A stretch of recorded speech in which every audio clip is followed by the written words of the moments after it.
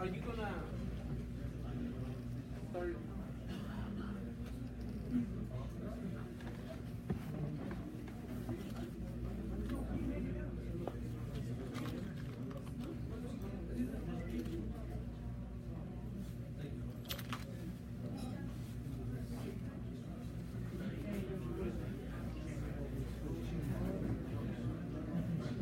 All right.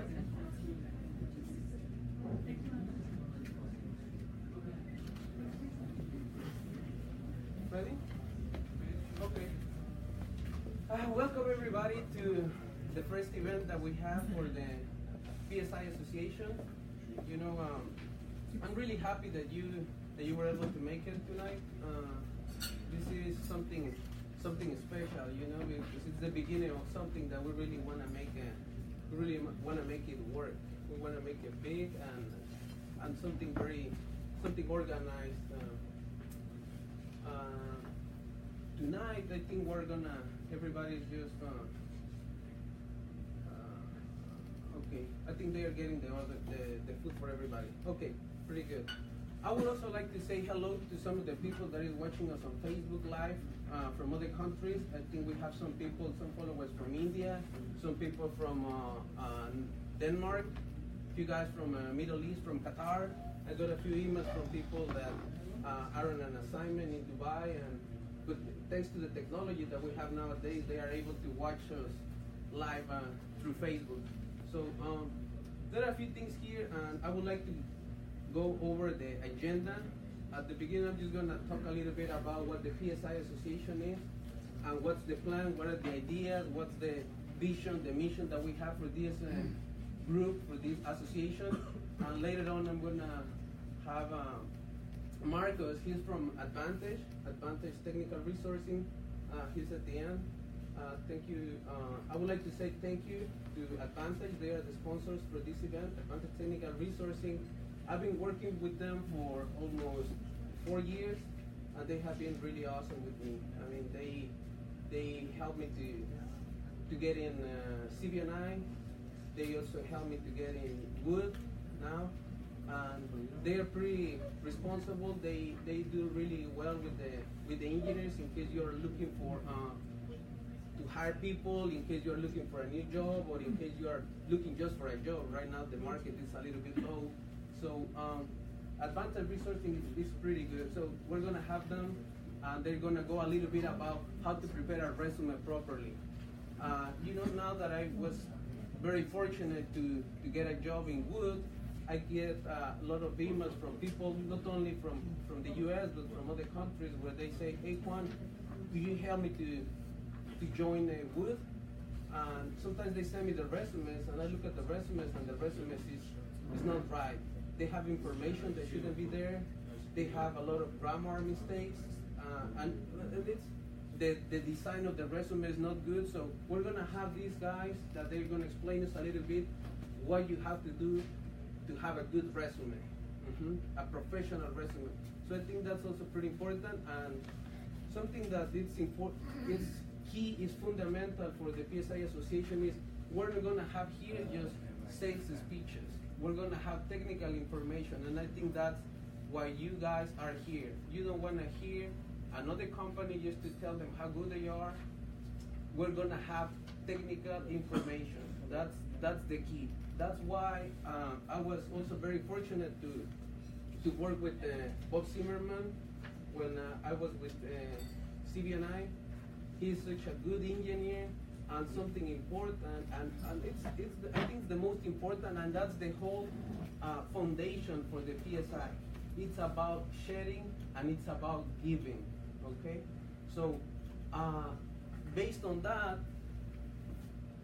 the privilege that we have today about giving is something amazing.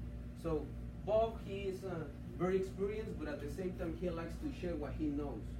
There are some very experienced engineers, maybe as good as him, but some of them, they don't want to share what they know.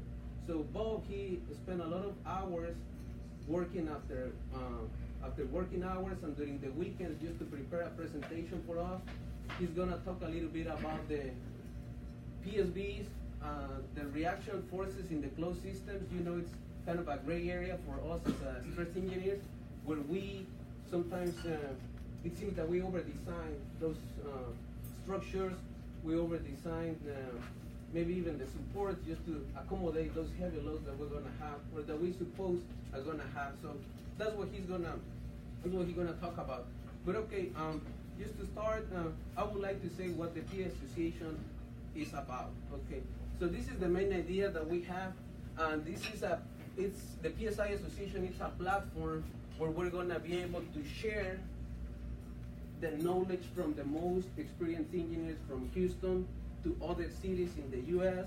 or even to other countries. You know, something important is I was very lucky, really lucky, to have opportunities to work overseas.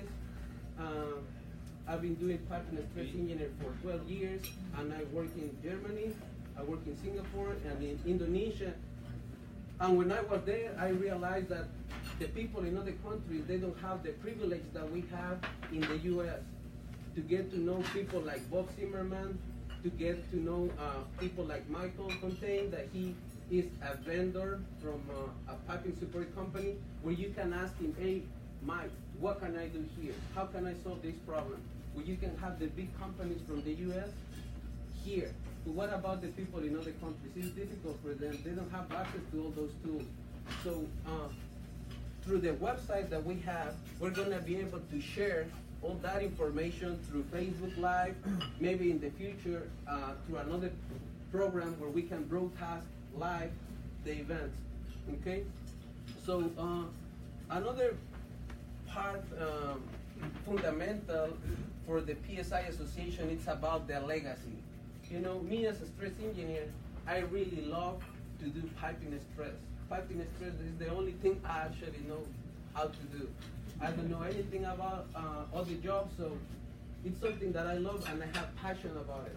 So through this, having people like Bob, and maybe in the future somebody else that would like to share what they know, we can record them, we can have them in a video, we can have them in a little seminar or anything that you have in mind, and we can put it here on the website and share it with everybody in other countries. So that's kind of the main idea for the PSI. It's to preserve the legacy of the pipe and stress analysis. I guess everybody here loves the job, that's what I would think, and having this, it's a great platform for everybody in this industry. So I designed this logo. This is something really quick. I designed this logo. It's about the PSI because it's the stress unit, the most important unit for the stress engineers, for the ones that are not the stress engineers, the most important unit that we have. It's also a Greek symbol, and it happened to be the acronym for the Piping Stress International. The colors, green, it's a relaxation, piping systems not overstress, and we have the blue that it's a stability, piping systems in equilibrium. So those are the meanings. That's the background on the logo. And this is the mission that we have, is to create a community of engineers engaged with the professionalism and development of technical skills in piping stress. Share good practices in the field of piping engineering, emphasizing practical piping stress methods and the use of the latest analysis tools. So we're really close, for example, with Hexagon, okay?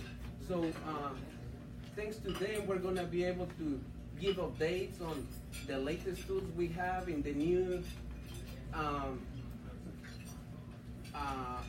options, in the new different things that you can do now with CSAR2 for this new version. For example, right now I think it's out the 2018. So we're gonna talk about a little bit. And we have the vision. The vision is become a worldwide recognized association for promoting the professionalism, ethical, and responsible teaching of piping stress engineering. Okay. So the plan was to launch the website on August the 25th. We did it, and in the future, what we would like to have is to have a compilation of different spreadsheets, different catalogs, different manuals, procedures about how to do piping stress. So that's the idea. In the future, I'm going to add a tab somewhere over here where we're going to have access to a library. And you're going to have access when you become a member, okay? The event, we had the first event like 2-3 weeks ago. I had a little presentation in the Marriott with Hexagon. Cesar, it's CAUX Houston 2017. That was the name of the event. So I had a presentation with them, and that was the first event that the PSI Association was present. I had a little booth, and it was pretty good. So now we're also working in becoming a non-profit organization. So in order to get some maybe donations, maybe some help from other companies that would like to sponsor us and promote their companies, we're gonna make the non-profit. I thought it was gonna be a little bit more simple, but it's not that simple. So it takes time. So right now we don't have a specific date for the day that we're gonna have this done, but we're gonna be working on that a lot. Okay. So the members, I would use 3 words to describe the members that we're gonna have here. It's experience, prestige, and leadership. Okay? Experience, because we have the most experienced engineers from all over the world right here in Houston, Texas. If something is done here in Houston, other countries that have engineering centers are going to follow the procedures that we establish here. They're gonna follow the instructions from the leads from these offices. So if we do something right, something good, this is going to be, it's going to be possible to share all that information with other countries, okay? So it's prestige, and it's leadership. The members that we have are the leaders of this industry. We're gonna have some piping stress chiefs, we're gonna have some piping managers, we have some of the piping stress supervisors here that, of course, is going to be pretty good for some companies that would like to be part of us and sponsor an event, because it's a good window for them to present a product. Okay. The team that we have is it's me, Juan Mendez.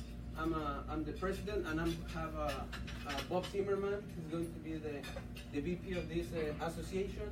I also have Jonathan. He's right here. He's also going to be helping with all the finance and trying to get more sponsors and all that. And we have Avi. He's also another stress engineer. The 4 of us were stress engineers, and he's going to try to also help me with the agendas and coordinate events and all that. As sponsors right now, we have 3 companies. Today we have Advantage. We also have Lisega and Hexagon. So those are the 3 sponsors that we currently have. We're always looking for more, because the more companies that would like to come and have a presentation with us, it's the better for us. We can come here, do some networking, because that's the plan, to have a big network, a strong network, in order to help one another to get another job, or just in case that we don't know how to do some type of analysis, you always have someone that is going to help you to solve that problem. So that's the idea with the PSI Association. So this was the first event that we had. This is where I'm going to have all the invitations for everybody. The membership. I keep having questions about how we're going to handle this. My idea is this has to be free for everybody. This has to be free for everybody.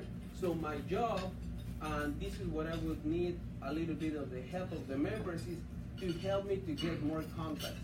Then I can approach them, I can show them what we can do here in the PSI Association, the type of customers they can have, so we can have another event, and another event, and another event. So that's the plan. Just through your network and through your contacts, you as leads, you may have vendors that come to you and say, hey, I would like to present this, and then you can just refer them to me, and then I coordinate with them so we can have more events. right now I have a company that is possibly going to sponsor an event on December the 7th. This time, because I mean, at the end, I want to have more benefits for the people here. So the plan is to have another dinner. I'm also asking to maybe donate some T-shirts or something like that. Just something for us, you know, something that represent that shows the logo, that shows that we are like a group, like a family of stress engineers from Houston that would like to share what we know all over the world. So here are some other pictures. It's just a quick going through the pictures. This is the event that we did on Hexagon, CAUX, like 2 weeks ago, 3 weeks ago. Some of the meetings that I have had with the different guys. This is the social. Here, if you go to Facebook, if you have a Facebook account and you just like the PSI Association, then we're broadcasting live. So if you cannot come to one of the meetings, if you have Facebook, you can just watch it through your cell phone and see what we're doing. Just, I mean, it's not the same, but it's at least something. Maybe later in the future, we will be able to have a platform where we can just share the screen, something more professional. But you know, this I would say just the beginning. And then I made this little store in case somebody wants to buy something here. It has the logos.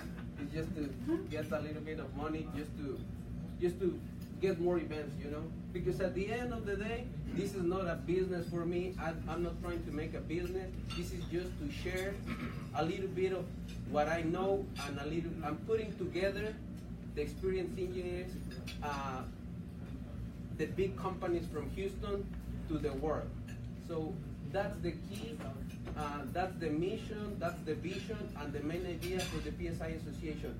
We have the privilege to share, we have the privilege to give, so let's do it. Please help me join the association, participate in the events that we have, and I'm fully committed to this, and I really want to make this happen and have something organized for everybody, okay? So, well, thank you very much for your time. Thank you so much for coming. It's really nice to have so many engineers together just to learn more a little bit about happiness stress and to do some networking. So I can have now Marcus. He's going to talk a little bit about the resumes, what's the right way to do it, and please just welcome Marcus here. Thanks so much, guys.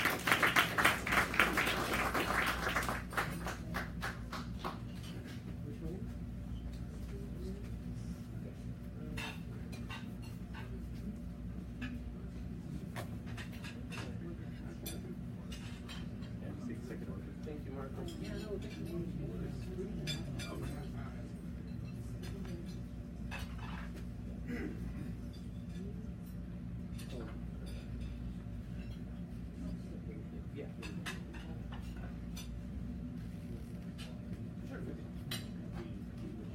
Okay. Great. Thank you. Thank you. Well, hello everyone. I'm Marcus Alvarado with Advantage Technical Resources. We provide staffing services for the oil and gas, petrochemical, manufacturing, and also other industries. Let's see. So we supply also light industrial workers as well for other companies. Okay. Let's see, so today I'm going to talk to you about how to prepare a resume. So some of the basic things in a resume are, of course, personal details, a skills summary, work experience, education, licenses, certifications, affiliations, and also accomplishments and awards. On the personal details, it seems pretty basic, but there could be some people that miss on that. You want to include your name, address. Nowadays, you don't really have to put like your home address or anything like that. I know for some jobs, let me see, clients or companies, they want like local candidates only, right? So what is it? Oh, and I forgot, I introduced Willie as well. Willie Davis, he also works with me as well. Let's see, you want to include maybe your zip code to show that you work, near the area, or just the city, so that way they know that you're like a local candidate. If they're really stressing that, if it's an opening that they're willing to do like per diem, or do something where relocation is not a problem on the posting, then that's not really an issue there. Also, you want to add your phone number and also your email address. On the phone number, to be sure you have your updated cell phone number, and be sure that it's that you have it correct as well. We actually run into typos sometimes to where people go and they switch numbers around, and you're trying to call them, or they might switch cell phone companies. They don't have that phone number updated, and we actually run into that quite a bit. Also, setting up voicemail. Run into that a lot, trying to contact the perfect candidate, and then you're trying to leave a voicemail, and maybe they're busy, they can't answer, and then you get the message, voicemail box is not set up, and you're like, ah. And so you have to go and remember, put a reminder, call them back, or sometimes also we shoot them a text, but definitely having the voicemail so that like what the message is pertaining to. Let's see, and also putting your email address, but preferably one that you check frequently. I know a lot of us, we have one or two, maybe 3 email addresses to where we sign up for contests or store coupons and that kind of thing. So just to make sure that it's one that you check often, and also to make sure that the email address is professional. Let's see, we've run into quite a few not safe for work email addresses in the office. And it's kind of like a running joke. We have I think a top 3, and definitely don't want to go and end up in that list. I mean, it's funny, but then sometimes you worry if you present the resume, if they didn't take the time to come up with a professional email address, is it really gonna how they're gonna present themselves to the client, that kind of thing. And then if you need another email address, of course you can set one up with like Outlook or with Gmail, and come up with one that way.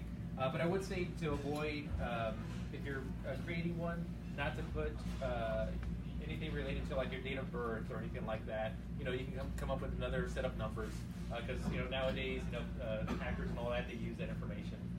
Let's see. Also, you can include a link to your LinkedIn profile. Okay, and on to the next section, kind of the listing of your skills and abilities. I know that you use certain software, of course, and being in pipe stress. So definitely want to cover what software you use, or also any skills regarding project management or whatnot. And so some examples are listing the specific years of AutoCAD or Caesar 2, SAP, PEMS, advanced Excel skills, or and you want to definitely tailor it to the job opening. So if they're looking for something where they're looking for VLOOKUPs or a specific software for stress that you've used in the past, you definitely want to make sure that that's one of the top bullets. All right. And work experience. Let me see. Make sure that's chronological with the most recent position first. Sometimes we hit and miss on that. And you want to go and list the month and year of the start and the end, and also to put and list the job title. And another handy thing that I find is to list the software that you've used per company or position. That way, if the job opening is requesting recent experience with a certain version of like Caesar 2 or ISIS, to make sure that they want to know that you've used it in your last position or your current job. Let me see. Another thing is to mention the type of projects you work with, or also what comes into play are different like client or refinery sites that you work with. That way, if it's a client or an engineering company that works with that site, that you're familiar with the standards for those projects. And then also, of course, a bulleted list of the summary of your job duties as well. Let's see, more things for the work experience. I know with now how things are, with the industry, there's people have like, gaps in their employment, or also for other reasons. Sometimes it's good to go and have an explanation for that. You can put, been job searching for the past 4 months. Job market has been tough, or also if it's for another like family reason or anything, you can just put took this time off for personal reason, things resolved. Or if you've worked in another industry that's not related, I would say to list that as well, because it shows that you have been working. And I know some clients, can be picky about, gaps in employment, but it definitely helps us in, presenting, your information. Where we should put that explanation? In the what is it? In the work history, you can list that like between the positions, you can list it right there in there. Typically, when you're listing your work history, the last bullet point would be reason for leaving or reason for departing the position, or if there was a gap in that time, would be a good point to put that, left for personal reasons, etc. Yeah. And let me see. And then also, even if they're short term or they're only for like 2 or 3 weeks, definitely to list it as well. It's just like to demonstrate what was going on at the time. Sometimes people forget that maybe like the industry was in a decline, and so they're wondering, well, what was going on there? And you're, leaving it up to them to infer details that that won't come to mind sometimes. And so here I have a few resume samples. I think they might be a little hard to see, but let me see. So it's just with the name at the top, contact info, and then they have the discipline that they work in, and then also the kind of like a summary of their skills that they use. So Pro-E wildfire experience, also some of their experience with CAD, and then they go and they list their key skills below. Okay. Another sample too. Let me see. Some of the positions that are out there, they require a PE license. Not all of them, but if they do, to make sure that it has that, by your name. And if sometimes the positions will require like a PE license in a certain state, like Texas or Alabama, Oklahoma, and so you can list that in like one of the key skills there, that you have the PE license that's active in that state that they're looking for, or that you can list it that it can be activated in that state, provided that you go and take the I think there's like a certain paperwork they have to fill out for that reciprocity, yes. Let's see, and then they also have their skills summary there as well. And so this kind of lists the professional experience, an example there. So it has the company, their location, job title right there, and then it lists the dates from June 2007 to present, and then from there it goes into detail of the job. And also like a few things of the projects they worked on. So, and I can send this out to you all as well, okay? So you can see it a little better. And some general tips with resume writing, make sure it looks clean and it's easy to read, not too jumbled. Also, to avoid heavy graphic design on your resume. A lot of companies, and we use like an ATS system, to where if you go and you apply online, the resume will come over and it gets parsed into the system, and it'll get confused by all those graphics. So you just want to have something that's like a Word or a Google Docs document or a PDF that will come over easily, because a lot of that gets lost there, and when it parses over, it just looks like a bunch of what is it, like little ASCII characters and everything, and so it doesn't come through as well. Yeah, wingdings, and so we see all of that. And then also, I know a lot of folks like to put their contact information in the header or the footer. That sometimes doesn't come across as well. So just to be sure that your contact info is in the main body of the resume. And then of course using bullets. Another thing, checking for grammar. You might want to try reading it out loud, or also having another person, another set of eyes look at it, what is it? We had a hiring manager last week that questioned a certification that a candidate listed on their resume because they misspelled it, and they're like, well, they said that they had this detail, but then the certification is misspelled. I'm like, well, it's just a typo. He just missed it, and then where I have to go and make that explanation, whereas if it's caught on the front end, we don't have to go through that. And also, avoiding negativity. If for some reason, like if a position ended, on maybe like bad terms or something like that. We've had resumes where they go and they say like, oh, conflict with manager or something like that. Yeah, we've actually seen that. Or had issues with my coworkers, and it's just kind of like, oh, okay, well, don't, if you want to put that, just list something where it says, project ended, short-term assignment. No need to put detail that's not asked for. Okay. Another thing, that I find is to list your references available upon request.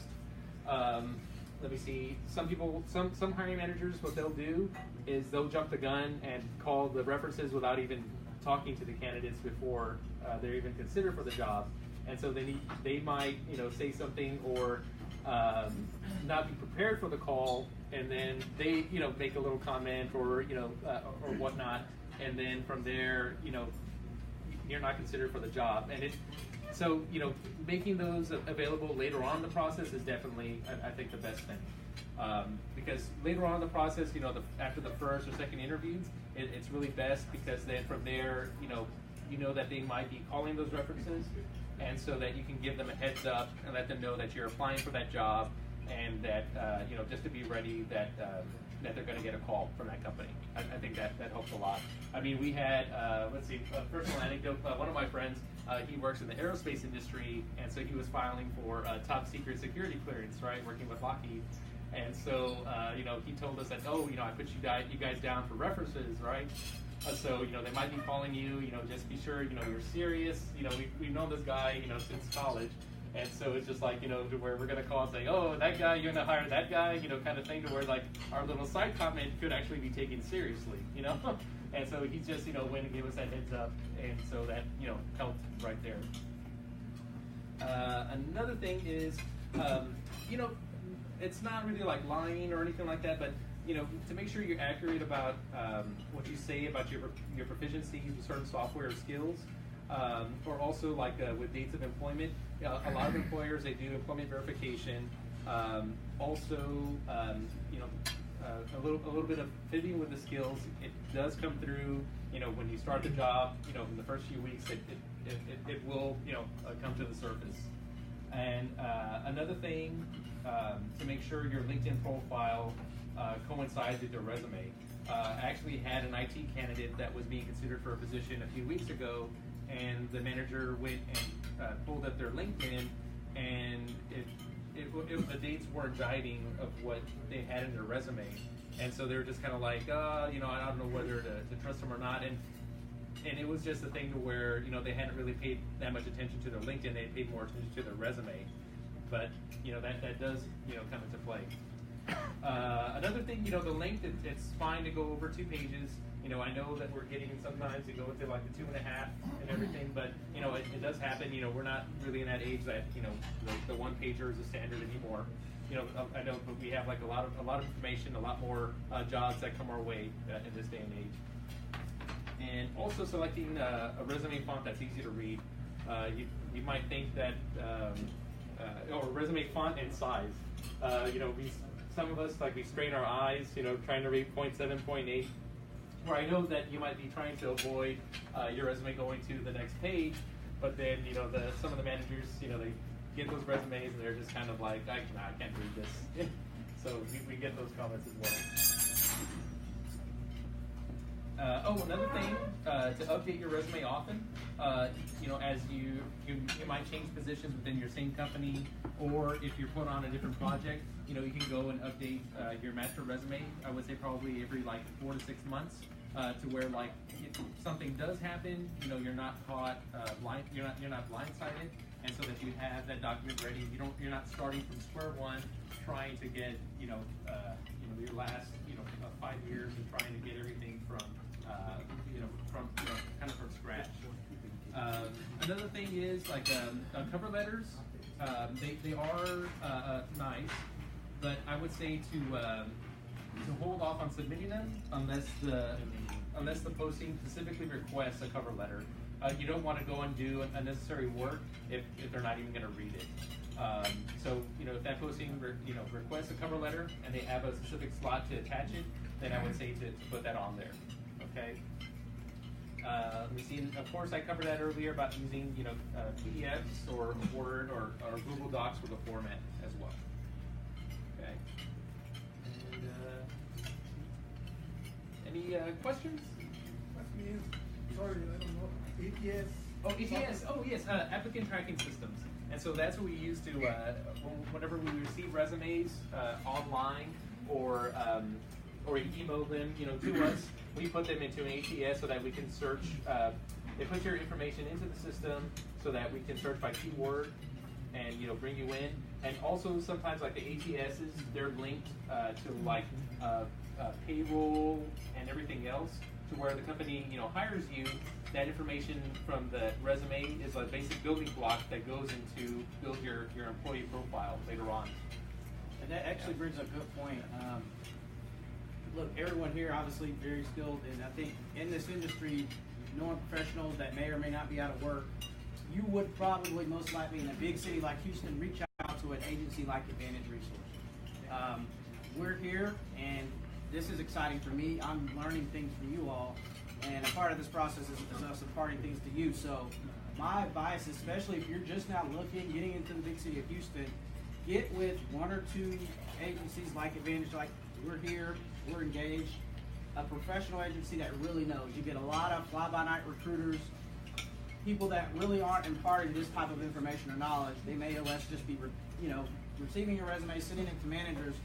Do they really know their industry? Do they really know their clients? So I would encourage you, when doing these resumes, and if you have additional questions, our contact information is here. Reach out, and especially in this event, you may know someone looking. Get them to a trusted resource that knows their clients, that can relay accurate project details.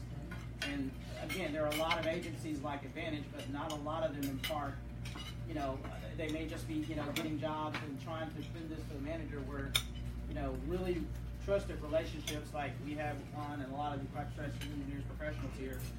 He comes to us because we really truly do know our information on our clients. So again, just with the ATS, it's called an applicant tracking system, and agencies like ours use that. If you put your resume on a Monster, CareerBuilder, any of these job boards, our applicant tracking system pulls those resumes in. And if we type in a keyword like Caesar 2, piping stress analysis, and we're searching for these types of candidates on the job boards, we put those keywords in our applicant tracking system and pick up those keywords. So that's what we use to find candidates like yourselves, professionals. That information on your resume, when you put Caesar 2, pipe stress analysis, PE design, whatever those phases of the project you've dealt with, we look for those keywords, and that's how someone like myself will reach out to you and contact you for jobs. So that's what the applicant tracking system is. We use that to find your resumes on your job boards. Whether it's LinkedIn, Monster, CareerBuilder, that's what we use to search for your resumes. Any other questions? Do you have any open position now? Oh. We actually just got some engineering positions. Yeah. We got 4 new ones, I believe. And that's just it. Like, we're not naive to the fact that there are a lot of other, resources that you could go to.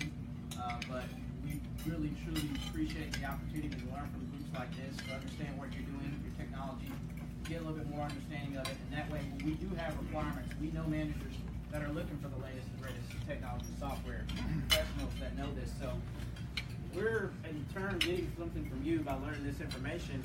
And if we know managers, we're always here. You can reach out, hey, have you heard anything, any projects? And then, as Marcos mentioned, we do have positions. Is it specific to your skill set, background? We have to obviously look and see, but we're absolutely a resource if needed. or also if you have any friends that are in other fields as well. So yeah, we do staff not only for engineering. Yes, sir. Yeah, when we were hiring in internally, or just working with a joint venture partner or whatever, we were seeing resumes, and it seems like a lot of the ones from overseas had their picture up in the corner. Now, sometimes that can be a little scary, but I guess it can be, it can help to say, oh, I recognize that guy. Do you see that being useful, or is it's really frowned upon to do it? Because I only saw it from the overseas resumes. Well, you're not supposed to do it. Let me see. From there, it's kind of like what is it? It was discrimination. Oh, okay, I see. Yeah. So- Here in the U.S., Okay, you're that not makes supposed to sense. put those. As a hiring manager, obviously, you want to make sure who you're putting in the place is a good fit for your organization, has the same vision. But for agencies like ourselves, it's not best practice, if you will, to Okay. make that call. But as a great example of that is a skill set. Maybe you're wanting to bring someone in a designer role or something, and look, you may have to go into a plant and do a walk down, and they may have to wear a respirator or some type of equipment to go in that facility. Well, you're going to interview them, yes, but there's a chance that candidate may come in and may not be suitable for the role. So I think to that point, just depending on the environment, I think some hiring managers do, but for agencies like ourselves, as Marco alluded to, we just want a regular resume with a Word formatted version. Yeah, and we remove the pictures too before we do anything like that. We don't want any manager discriminating on any form, shape, or fashion. Good information. I have a question. Yeah.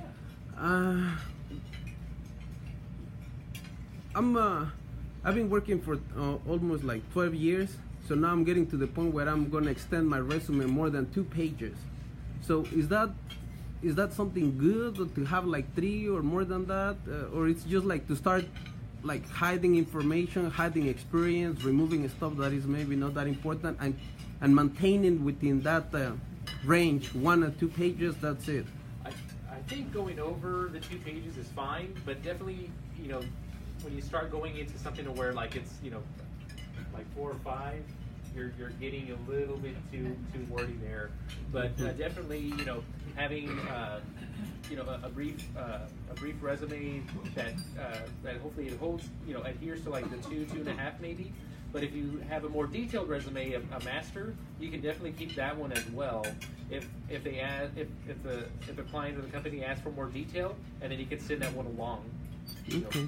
As well. Another option is a lot of you may have a background where you've worked particular projects. So you will want the body of your resume to speak to your companies you work for, the experience you had in those roles, but maybe you don't go into detail as to the project. So you have your 2-page resume, and then separate from that, a project list. So if it was a 5-year LNG project, you did feed, detailed design all the way through the commissioning startup, you'll list that project, what were your responsibilities. So a project list separate from your actual job responsibilities is an option. And I know that seems like 3 pages, but a project list is a valuable asset just because it shows the managers what size of project you worked on, The value of the projects, whether it was the feed, whatever phases. That's a good, I think, the secondary option. So 2-page resume, and then the project list would be ideal. Okay. Anything else? Any other questions? No? All right. All right. One other thing too. These are contact info as well, and we'll send this out. And go Astros! Yes. Yes. We need that tomorrow, so we definitely want that all in our thoughts. Okay. Thank you. Really appreciate your time.